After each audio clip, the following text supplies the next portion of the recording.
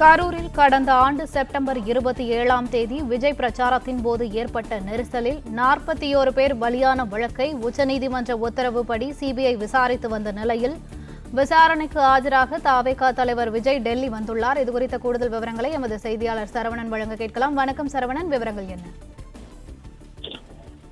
கரூர் கூட்ட நெரிசல் வழக்குல தவேக தலைவர் விஜயிடம் விசாரணை நடத்துவதற்கு சிபிஐ சம்மன் அனுப்பியிருந்தது.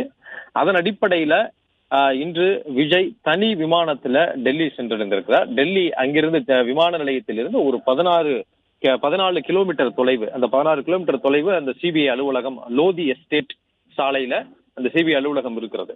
அந்த சிபிஐ அலுவலகத்திற்கு அவர் போலீசார் பாதுகாப்புடன், அவருடைய பிரிவு பாதுகாப்புடன் அங்கிருந்து அவர் சென்றிருக்கிறார். அதாவது டெல்லி விமான நிலையத்துல முக்கிய பிரமுகர்களுடைய வருகைக்காக ஏற்பாடு செய்யப்பட்டிருந்த அந்த பாதுகாப்பு நடைமுறைகள் கொண்ட ஒரு 4ஆம் நம்பர் நுழைவாயில், அந்த வழியாகத்தான் அவருடைய வாகனத்துல போலீசார் பாதுகாப்புடன் அவரை அழைத்து வந்தார்கள். அதில் அங்கிருந்து பிளே ஸ்டோர் மற்றும் ஆப் ஸ்டோரில் இருந்து பாலிமர் செயலியை QR கோடு மூலம் பதிவிறக்கம் செய்யுங்கள்.